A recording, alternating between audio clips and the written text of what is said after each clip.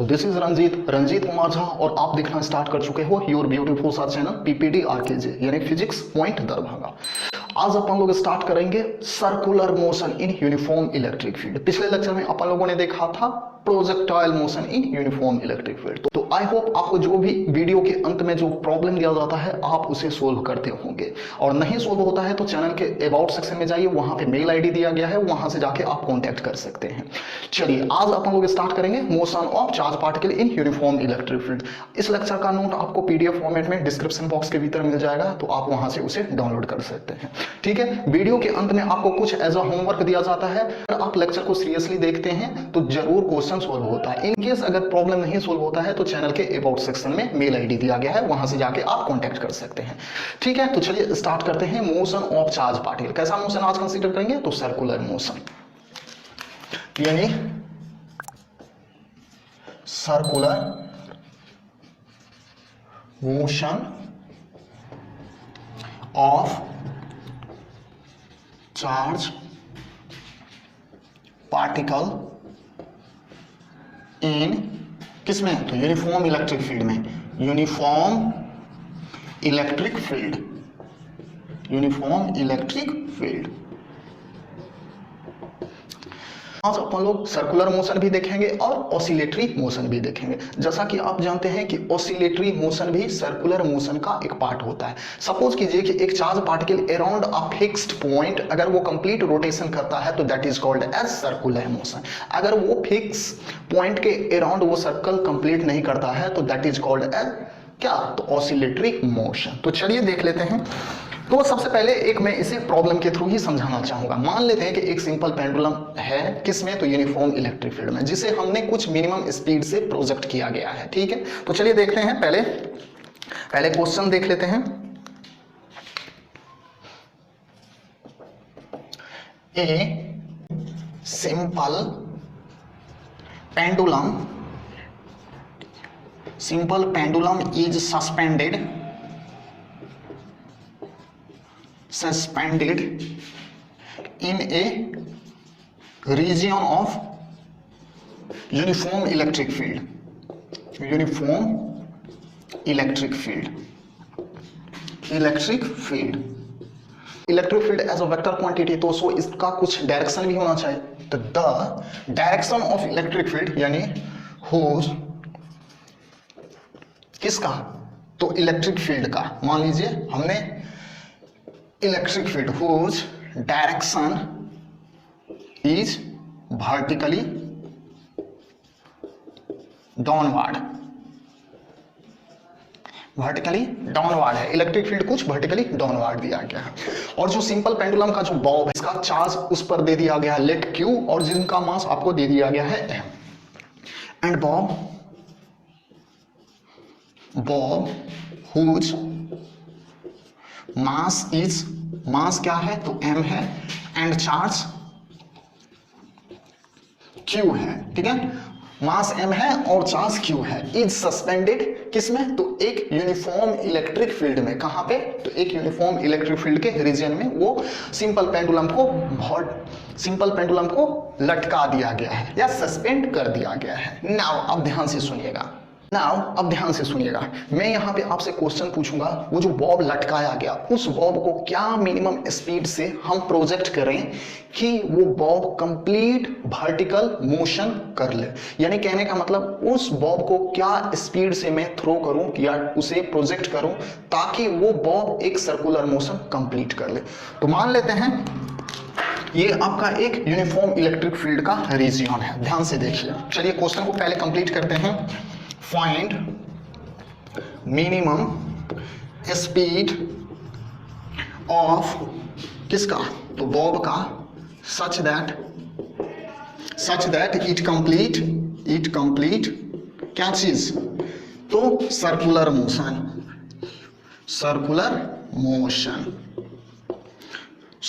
Motion. ठीक है, तो यहां पे मैं मान के चलूंगा कि सर्कुलर मोशन आपका बेसिक कंसेप्ट क्लियर होगा फ्रॉम 11th क्लासेस से। तो चलिए देख लेते हैं कि मान लेते हैं कि एक रीजन है जहां पे एक पेंडुलम है। मान लीजिए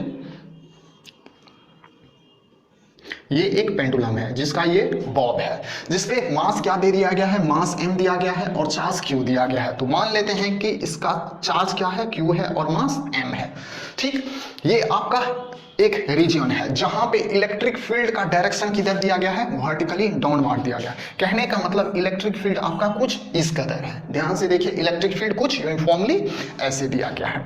अब क्वेश्चन आपसे पूछा गया है कि इस बॉब को क्या मिनिमम स्पीड से, यानी क्या मिनिमम स्पीड से u नॉट मिनिमम से हम इस बॉब को प्रोजेक्ट करें या थ्रो करें सच दैट इट कंप्लीट क्या चीज, तो ऐसे सर्कुलर मोशन वो कंप्लीट कर ले अराउंड दिस फिक्स्ड पॉइंट। ये क्या है, ओ पॉइंट है। तो ये आपको u मिनिमम यहां पर पूछा गया है। तो आप जब अगर पिछले लेक्चर को देखे होंगे प्रोजेक्टाइल मोशन का, यानी motion of charge particle in uniform electric field, वहां पे हमने मोशन कैसा कंसीडर करा था, तो वहां पे मोशन हमने प्रोजेक्टाइल मोशन कंसीडर करा था। तो वहां पे हम दो केस लेकर चलते थे, एक जब ग्रेविटी नहीं हो इन दिस रीजन, और एक हम केस लेते थे जहां पर ग्रेविटी हो। तो यहां पे भी मैं दोनों केस लेकर चलूंगा। अगर सपोज करो कि इस यूनिफॉर्म इलेक्ट्रिक फील्ड के रीजन में अगर ग्रेविटी है और ग्रेविटी नहीं है, तो क्या मिनिमम स्पीड होना चाहिए such that it complete circular motion. ठीक है, तो चलिए देख लेते हैं। तो एक बात बताओ, जैसा कि ये चार्ज बॉडी है जिस पर चार्ज q है और मास क्या है, m है। तो एक बात बताओ, जब ये बॉडी है तो इस पर एक वेट लगता है, वेट इक्वल टू क्या होता है, विच इज वर्टिकली डाउनवर्ड। तो वेट इक्वल टू क्या होगा, तो वेट इक्वल टू mg होता है, जो कि आप जानते हो।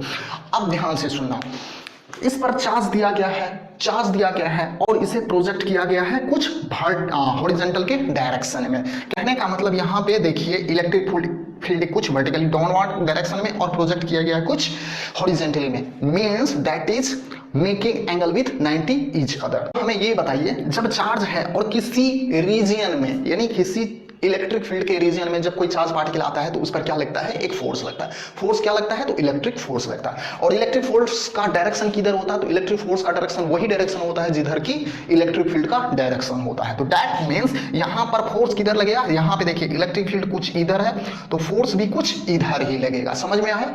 कहने का मतलब एक तो अपना वेट लगा, ग्रेविटेशनल फोर्स लगा, एक अपना क्या लगा, एक इलेक्ट्रिक फोर्स लगा। और इलेक्ट्रिक फोर्स इक्वल टू होता क्या है, तो product of charge and electric field, तो Q इंटू E। अगर मैं आपसे यहां पर इफेक्टिव ग्रेविटी पूछूं तो क्या आप बताओगे, आप एक वेट के कारण ग्रेविटी और दूसरा इलेक्ट्रोस्टैटिक फोर्स के कारण ग्रेविटी। तो ध्यान से देखिए क्या, तो G इफेक्टिव इक्वल टू क्या होगा, तो G इफेक्टिव पिछले भी लेक्चर में भी आपने देखा था, एक वेट के कारण, तो वेट के कारण ग्रेविटी क्या लगता है, तो G लगता है। ठीक है, और इलेक्ट्रिक फोर्स के कारण ग्रेविटी क्या लगता है, तो इलेक्ट्रिक फोर्स के कारण ग्रेविटी आपका कुछ QE अपॉन M लगता है। कहने का मतलब कैसे, तो force upon mass equal to gravity होता है ना, फोर्स अपॉन मास। अगर ये मान लीजिए फोर्स है तो इसको मास से डिवाइड कर देते हैं तो क्या निकलता है, ग्रेविटी निकलता है। Similar case QE upon M। अब क्वेश्चन रहा ये प्लस कैसे रहा, तो आप जानते हो अगर सेम डायरेक्शन में फोर्स एक क्वांटिटी है तो ये भी क्या है, एक फिजिकल क्वांटिटी है, वेट भी, और ये इलेक्ट्रिक फोर्स भी एक फिजिकल क्वांटिटी है। तो दोनों in same direction, that is why I have taken here sine is positive in the same direction. ठीक है, तो G इफेक्टिव इक्वल टू क्या हो गया, G plus QE by M। ये तो रहा अपना विथ ग्रेविटी के कारण। तो चलिए इसे लिख लेते हैं विथ ग्रेविटी। जब ग्रेविटी हो तो G इफेक्टिव का वैल्यू कुछ इस कदर आता है। अगर मान लीजिए इस क्षेत्र में या इस रीजन में ग्रेविटी ना हो तो G इफेक्टिव इक्वल टू क्या होगा, अगर ग्रेविटी नहीं है तो अरे बाबा ये क्वांटिटी होगा ही नहीं, तो G effective equal to this things, यानी क्या हो जाएगा, QE अपॉन M। तो ये आपका किसके कारण हो गया, जब ग्रेविटी नहीं हो, यानी विदाउट ग्रेविटी।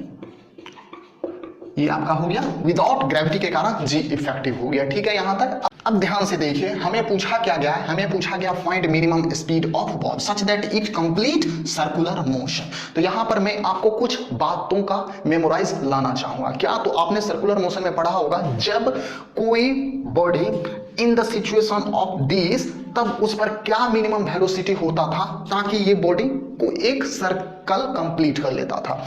तो वहां पर यू मिनिमम का स्पीड आपका पढ़े होंगे 5 g होता था अंडर रूट में। और यहां पे अगर बॉडी है तो क्या मिनिमम स्पीड होगा ताकि ये बॉडी एक सर्कुलर मोशन कर लेता था। तो यहां पर यू मिनिमम का स्पीड होता था under root of G R. This is called as critical velocity, यानी ये क्या कहलाता था, यहाँ पे भी इक्वल टू क्या होता था, तो under root of G R होता था, where R is the radius of this circular path, या सर्कुलर जो ट्रेजेक्टरी ये कंप्लीट करा है उसका आर रेडियस हुआ। और यहाँ पर क्रिटिकल वेलोसिटी क्या होता था, तो अंडर रूट ऑफ 5 g। तो ये आपने सर्कुलर मोशन में पढ़ा होगा, नहीं तो जस्ट आप एनसीईआरटी का बुक खोले ना, वहां पे आपको ये बातों का जानकारी मिल जाएगा। तो वी नो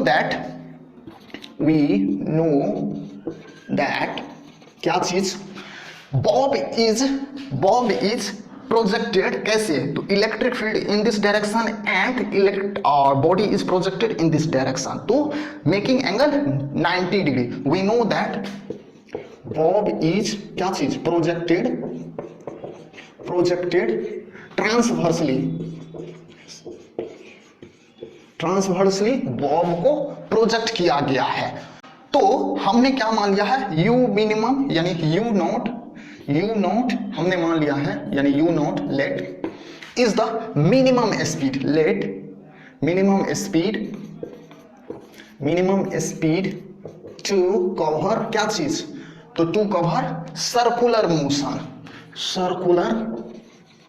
मोशन। तो u नॉट इक्वल टू क्या हो जाएगा, तो u नॉट इक्वल टू आपने पढ़ा होगा जब इन दिस सिचुएशन यानी इस टाइप्स के इक्विलिब्रियम में है तो उस बॉब को मिनिमम स्पीड क्या चाहिए था, under root of 5 g r या 5 g r, ठीक है।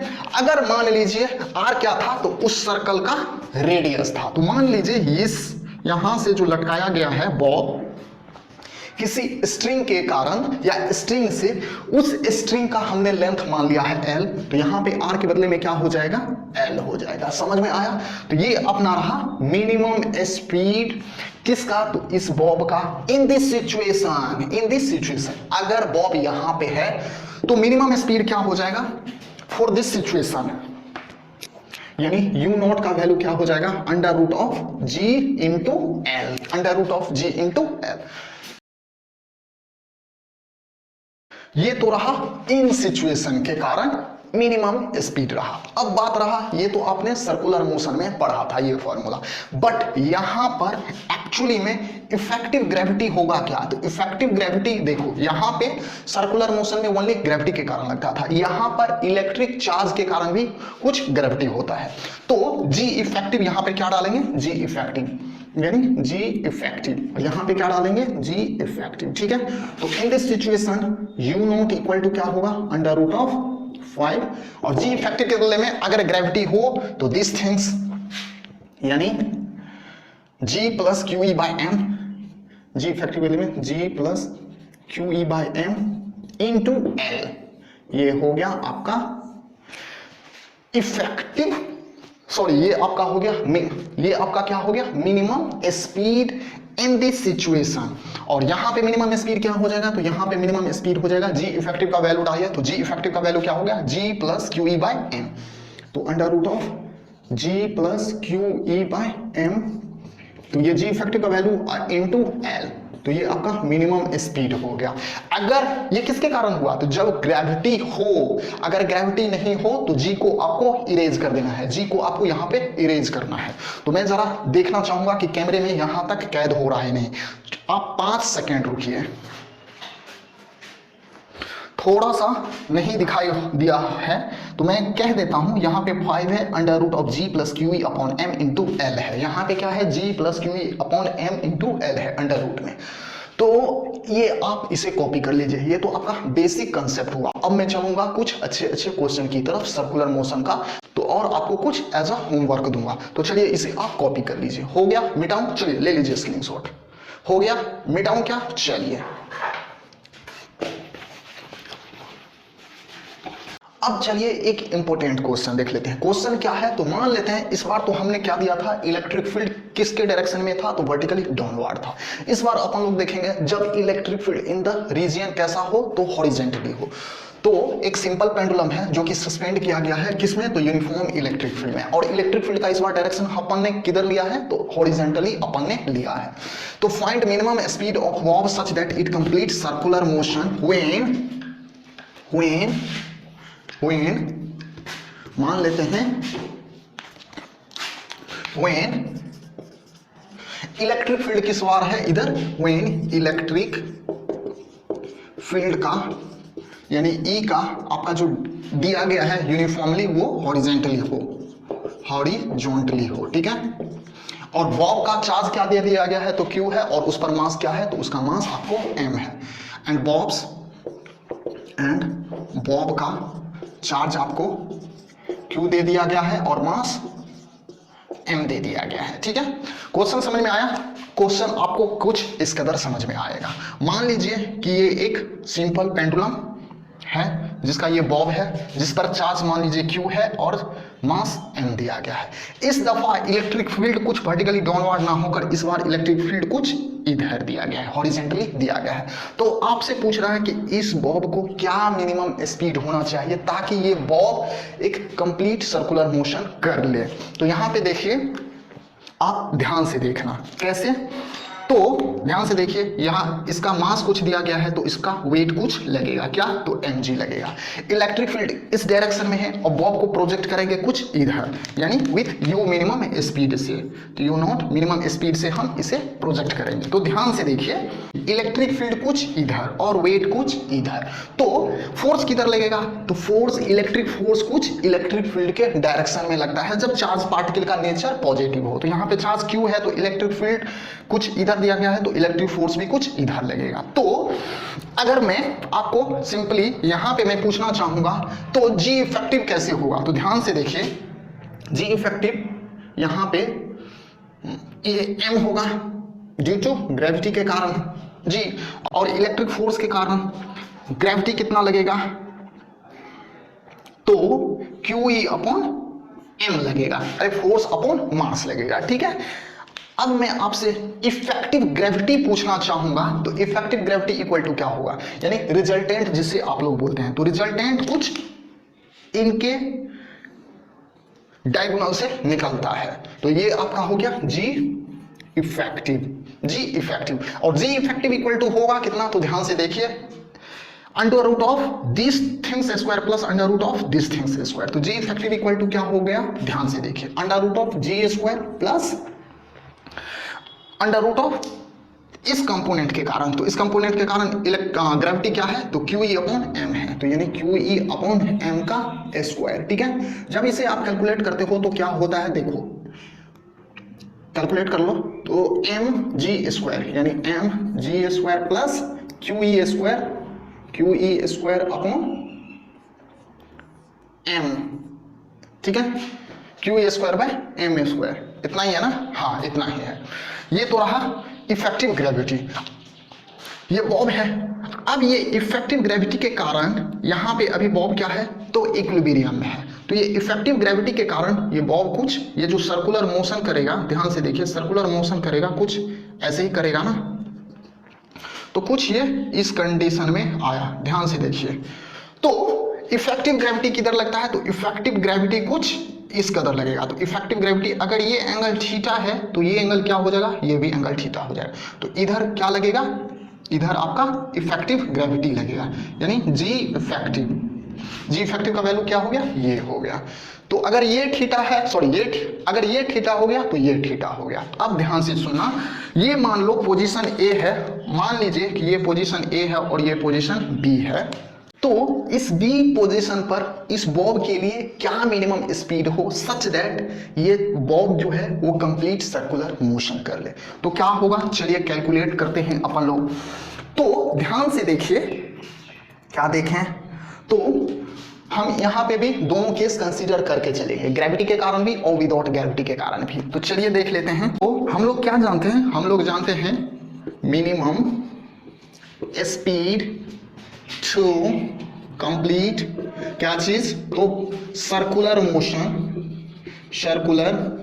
मोशन किसके द्वारा, तो बॉब के द्वारा, circular motion circular motion bye Bob के कारण, ठीक है। किसके पॉइंट के अराउंड, तो ओ पॉइंट के अराउंड, या O point is a fixed point around this bob's makes circular motion. तो by bob equal to you naught, तो यू नॉट इक्वल टू क्या होता है, तो हम अभी पिछले प्रॉब्लम में भी आपको बताया था, तो जब इन दिस सिचुएशन हो तो क्या होता है, तो 5GR, 5GR, और यहाँ इस स्ट्रिंग का लेंथ हमने क्या मान लिया, तो यहाँ स्ट्रिंग का लेंथ हमने मान लिया L है, यानी यहाँ से यहाँ तक का लेंथ क्या है, L दिया गया है, ठीक है। तो 5G इफेक्टिव इंटू L, ये यू नॉट यानी मिनिमम स्पीड का फॉर्मूला हम लोग जानते हैं। अब ध्यान से देखो, अगर मैं टेन थीटा यहाँ पर पूछना चाहूंगा, ध्यान से देखियो, टेन थीटा में पूछना चाहूंगा, तो इसे आप पैरेलल शिफ्टिंग कर लीजिए।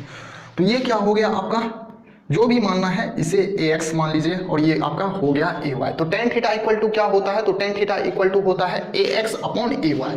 तो चलिए टेन थीटा इक्वल टू क्या होगा, टेन थीटा, ये एंगल आपसे मैं पूछना चाहूंगा, तो tan theta equal to this things upon this things, तो ये इक्वल टू ये बाय पैरेलल शिफ्टिंग से, और ये इक्वल टू क्या है, तो QE upon m, QE upon m upon g। तो टेन थीटा इक्वल टू क्या हो गया, QE upon m into g, 1/g ना, तो 1/g, यानी आपका क्या हो गया, QE अपॉन mg। तो ये तो आपका हो गया टेन थीटा का वैल्यू, ठीक। अब एक मिनट देखिए, इलेक्ट्रिक फील्ड कुछ हॉरिजेंटल डायरेक्शन में दिया गया है, और जी इफेक्टिव जिसके कारण कुछ इधर लग रहा है।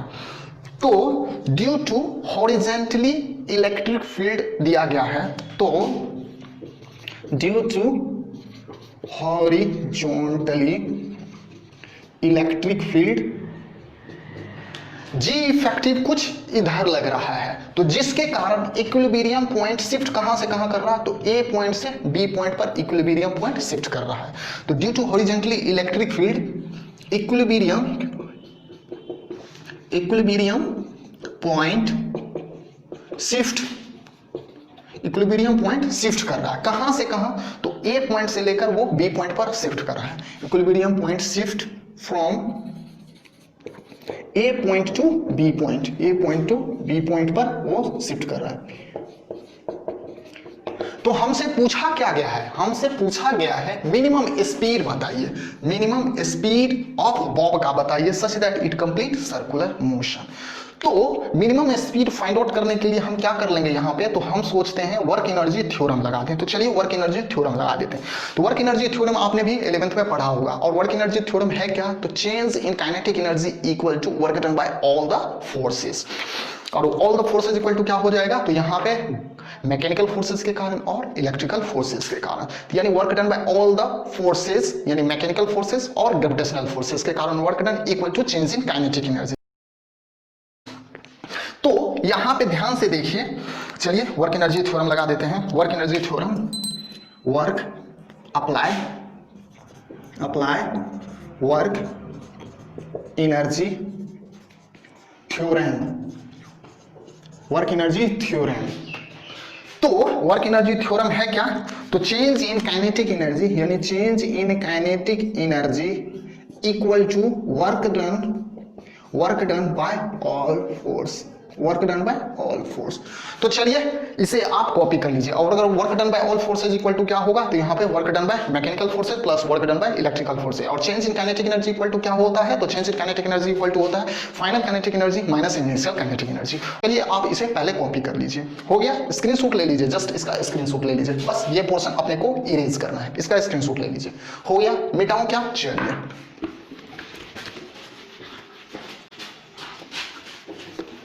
चलिए अब देख लेते हैं क्या होगा। वर्क एनर्जी थ्योरम लगा देते हैं। तो वर्क एनर्जी थ्योरम क्या था, change in kinetic energy equal to work done by all forces, चलिए लगा देते हैं। तो क्या होगा, change in kinetic energy equal to final kinetic energy minus initial kinetic energy, यानी final kinetic energy minus initial kinetic energy equal to work done by all forces. तो यानी work done by all forces equal to क्या होगा, work done by mechanical forces plus work done by electrical forces, तो work done by electrical forces, ठीक है। अब चलिए final kinetic energy क्या होगा तो वो समझ लेते हैं। तो काइनेटिक एनर्जी इक्वल टू क्या होता है, तो mv², हाफ mv²। तो चलिए देखते हैं, हाफ mv²। तो यहाँ पे v² के बदले में क्या आप लोग लिखेंगे, तो g इफेक्टिव इंटू एल। अरे बाबा ऐसे समझना, v इक्वल टू क्या होता है, तो v equal to g into L होता है ना, g इंटू एल। तो यहाँ पे इफेक्टिव ग्रेविटी के कारण, तो इफेक्टिव ग्रेविटी के कारण क्या होता है, तो under root of this things for this situation to complete circular motion. तो यहाँ पे इसका स्क्वायर, तो स्क्वायर से क्या हो जाएगा, तो देखो ये स्क्वायर रूट और स्क्वायर कैंसिल हो जाएगा। तो कहने का मतलब जी इफेक्टिव इंटू एल, तो क्या हो जाएगा, जी इफेक्टिव इंटू एल। ठीक है, तो ये तो हो गया फाइनल काइनेटिक एनर्जी। ठीक, अब देखिए माइनस का साइन है, माइनस का साइन लगाया। काइनेटिक एनर्जी इनिशियल में होना चाहिए, तो वैल्यू किस मिनिमम वेलोसिटी से, तो यू मिनिमम वेलोसिटी से ये प्रोजेक्ट करा, तो half M U naught square, कौन सा, तो यू नॉट स्क्वायर, तो half U naught square equal to क्या हो जाएगा, work done by mechanical forces. तो work done by mechanical forces equal to क्या होता है, तो force into perpendicular distance. Work done equal to होता है ना फोर्स इनटू परपेंडिकुलर डिस्टेंस, तो वही लगाएंगे। तो मैकेनिकल के कारण क्या होगा, तो देखो मैकेनिकल के कारण यहाँ पे क्या है, तो यहाँ पे देखो ये बॉब कुछ ऊपर उठ रहा है which is against the gravity force. तो against the gravity force equal to कैसे समझाऊं, यहाँ से समझिए। मान लीजिए कि ये बॉब है, ठीक है, जिसका लेंथ l दिया गया है। तो ये जो कंप्लीट सर्कुलर मोशन करेगा कुछ ऐसे ही करेगा ना। तो सपोज करो कि ये इस कंडीशन में यहाँ पे ये पोजीशन A है और ये पोजीशन B है, इसका लेंथ L, इसका लेंथ L। तो ये एंगल क्या दिया गया है, ये एंगल थीटा दिया गया है। ध्यान से देखिए ये एंगल थीटा है।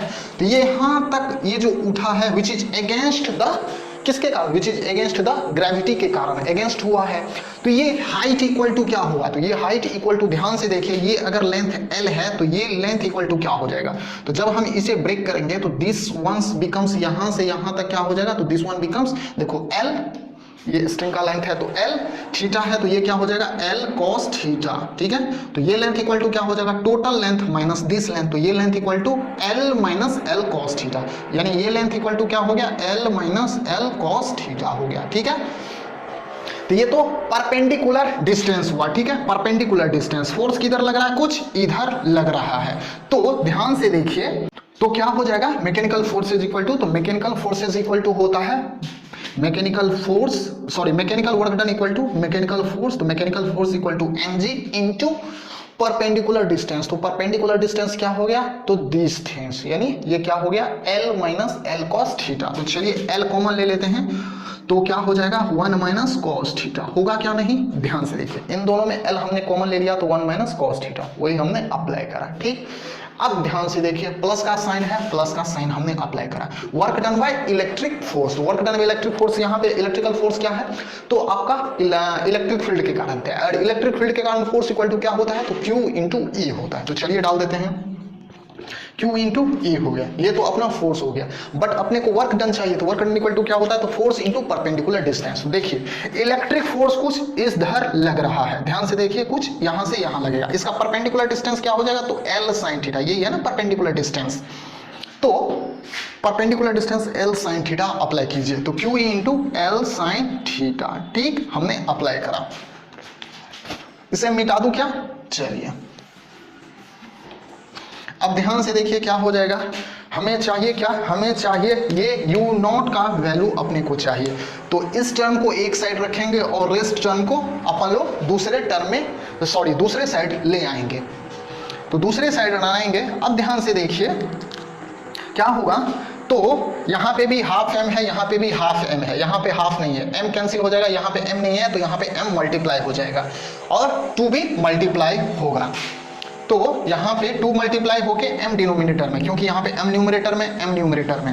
अरे बाबा ऐसे समझना, यहाँ m कैंसिल करा, m कैंसिल करा, m कैंसिल करा, बट इसमें m नहीं है तो क्या करेंगे, यहाँ पे m मल्टीप्लाई कर देंगे। ठीक है, अब देखो हाफ यहाँ पे भी है, हाफ यहाँ पे भी है, यहाँ पे हाफ नहीं है तो क्या करेंगे, 2 से मल्टीप्लाई करेंगे, यहाँ पे भी हाफ नहीं है तो 2 से मल्टीप्लाई कर देंगे। ठीक है, यहाँ तक क्लियर। अब क्या करेंगे, अपने को चाहिए ये टर्म चाहिए, तो इसको एक साइड में दीजिए, चाहे लेफ्ट हैंड साइड में दीजिए या राइट हैंड साइड में दीजिए। तो मान लेते हैं इसे हम अभी रख लेते हैं राइट हैंड साइड में। तो क्या हो जाएगा, this things minus this things minus this things. तो क्या हो जाएगा आपका G effective into L minus 2GL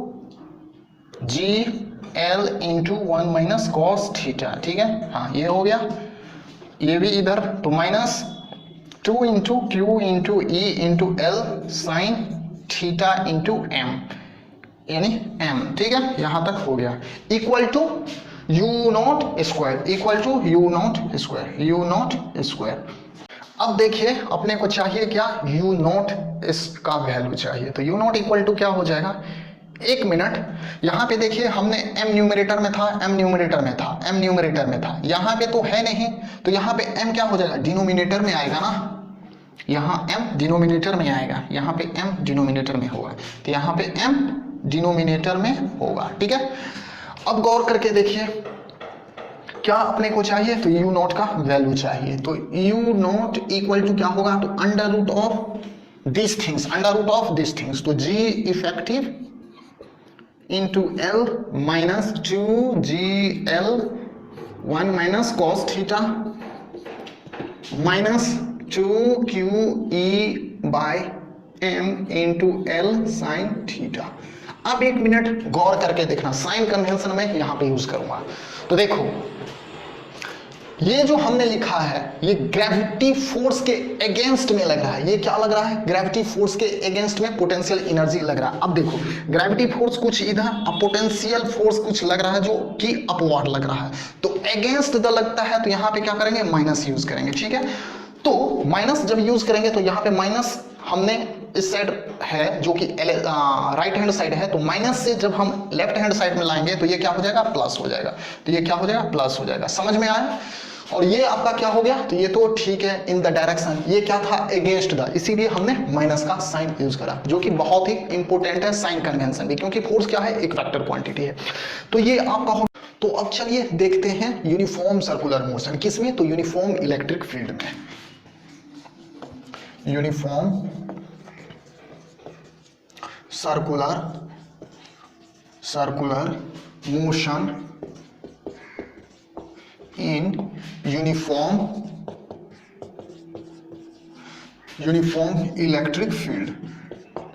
electric field में। यूनिफॉर्म सर्कुलर मोशन किसमें, यूनिफॉर्म इलेक्ट्रिक फील्ड में।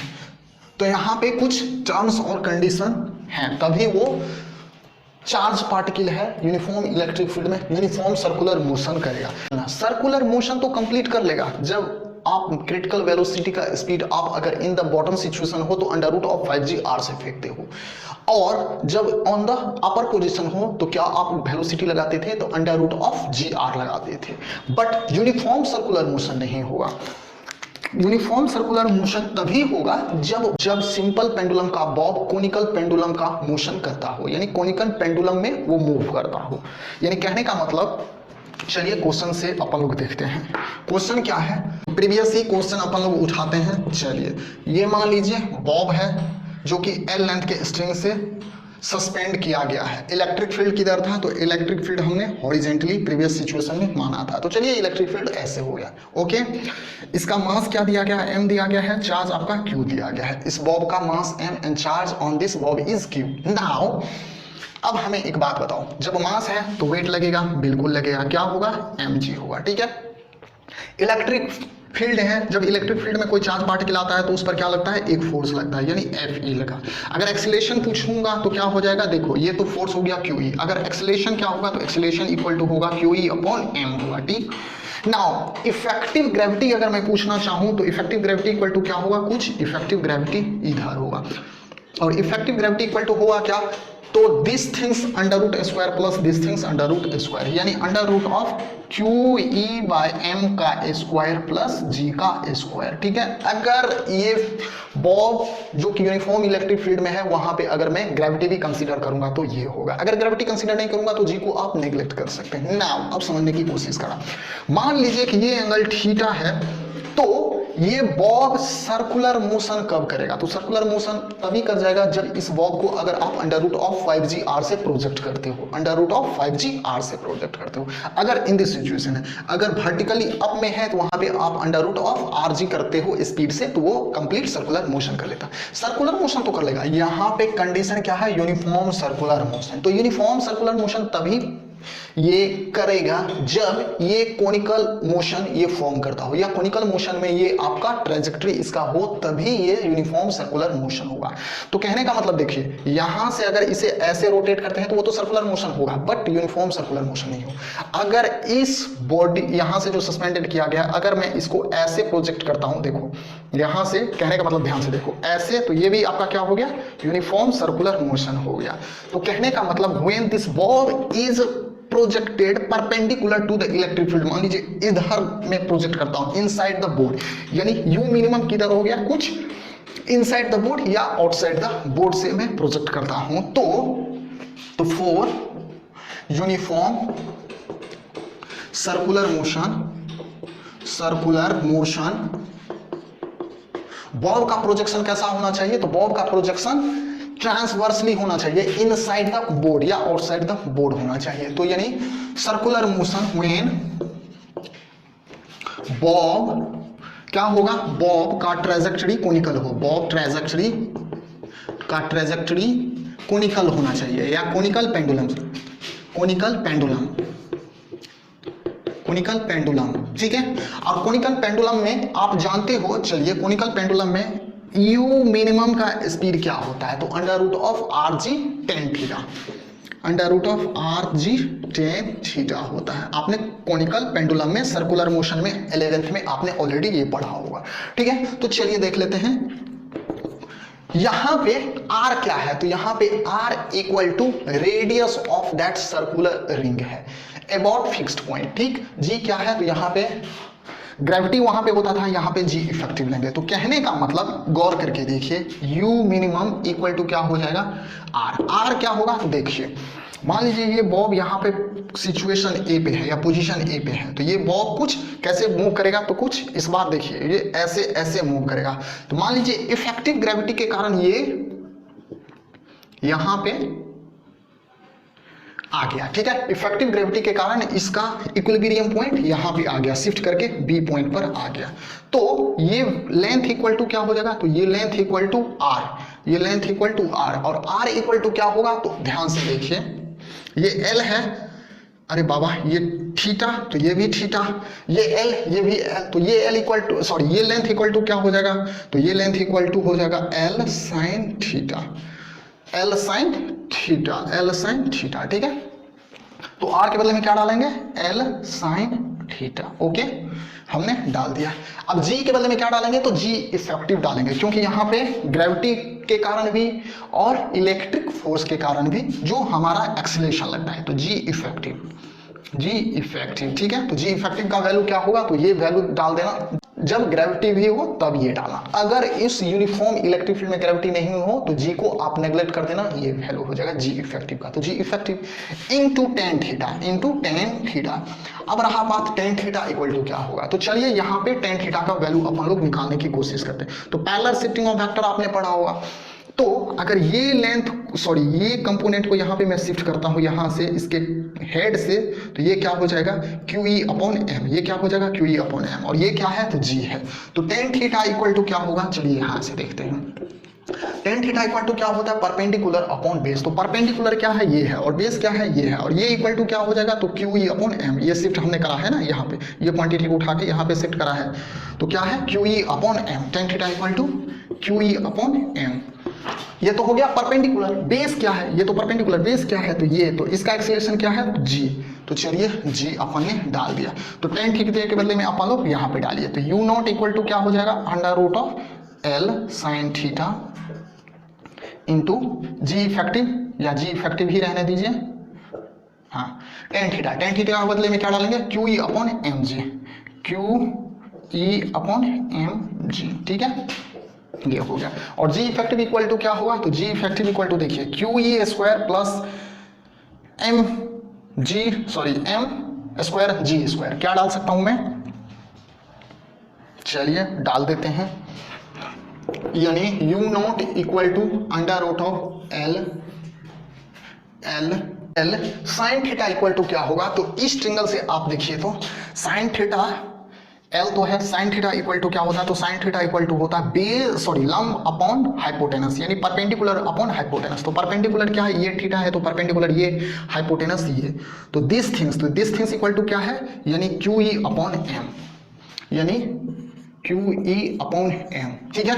ये तो हो गया परपेंडिकुलर अपॉन हाइपोटेनस, तो हाइपोटेनस ये क्या है, तो ये आपका हो गया दिस थिंग्स। तो इसको जब आप करते हो तो देखो क्या हो जाता है, तो Q E square plus M square G square, यानी ये हो गया बेस अपॉन परपेंडिकुलर। चलिए इसे ब्रैकेट में ले लीजिए, तो क्या हो जाएगा, क्यू ई स्क्वायर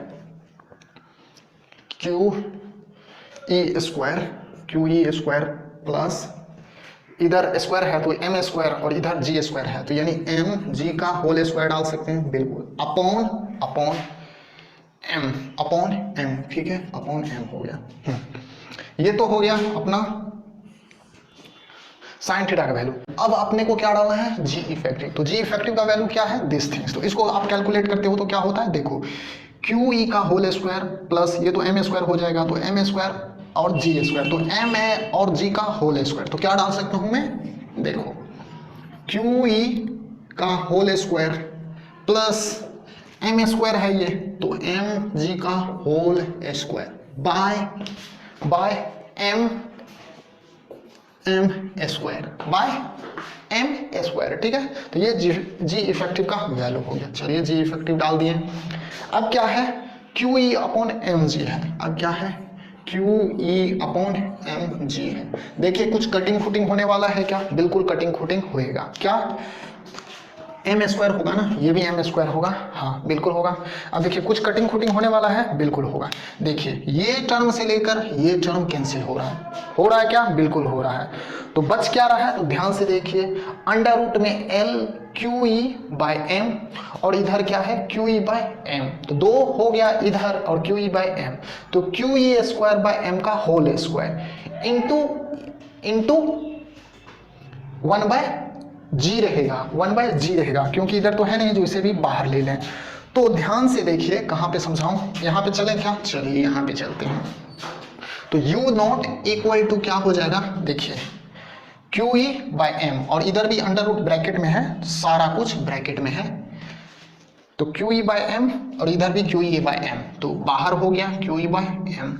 ये तो अपना क्यू ई बाय एम तो बाहर हो गया, क्योंकि ब्रैकेट के अंदर क्यू ई बाय एम का होल स्क्वायर है, इसीलिए हमने बाहर ले लिया। अंदर क्या बचता है, देखो एल यहाँ पे है और एक जी अंदर यहाँ पे है, तो ब्रैकेट के अंदर क्या मिल जाता है अपना, एल बाय जी, क्या हो गया, एल बाय जी। तो this is the minimum speed, तो ये क्या हो गया, तो ये आपका हो गया मिनिमम स्पीड किसका, फॉर दिस बॉब का, to cover uniform circular motion, किसमें, तो यूनिफॉर्म इलेक्ट्रिक फील्ड में। और यूनिफॉर्म सर्कुलर मोशन कब होगा, जब उस बॉब का ट्रांजैक्टरी कोनिकल होगा, यानी कुछ ये अबाउट फिक्स पॉइंट के अलोंग ऐसे नहीं वो मूव करता हो, वो मूव कैसा करता हो, तो वो मूव कुछ इस कदर करता हो, ठीक है। और एक बात आपको मैं समझा देना चाहता हूं, अगर इन केस आपसे टाइम भी पूछता है तो टाइम का फॉर्मूला आपका होता है t इक्वल टू, चलिए यहां पे देख लेते हैं, टाइम इक्वल टू होता है 2 pi under root L by G, यही होता है ना सिंपल पेंडुलम में टाइम इक्वल टू। तो वहां पे एल अपॉन जी नहीं डालना, वहां पे एल अपॉन जी इफेक्टिव डालना है, ठीक है, एल अपॉन क्या डालना, जी इफेक्टिव। तो ये टाइम का फॉर्मूला हो गया।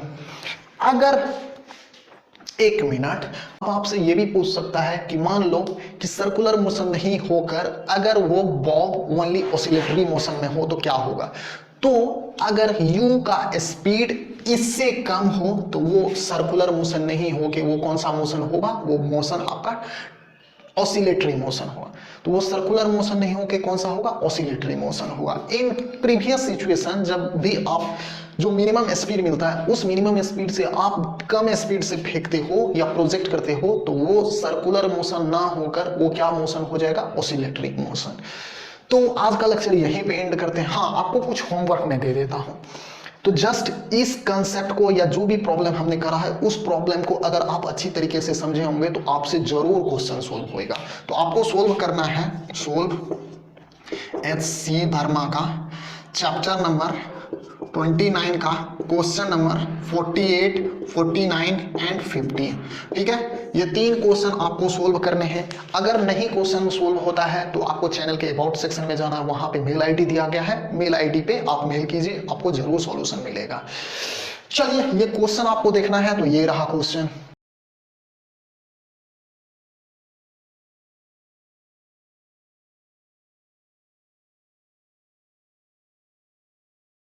देख लिया क्वेश्चन? ठीक है, तो आज का लेक्चर यहीं पे एंड करते हैं। वीडियो कैसा लगा? वीडियो अच्छा लगा तो वीडियो को लाइक मार देना और चैनल को सब्सक्राइब करना। वीडियो अच्छा नहीं लगा तो डिसलाइक भी कर देना और चैनल को सब्सक्राइब कर देना। और सबसे इंपॉर्टेंट, पढ़ाई करते रहना। All the very best.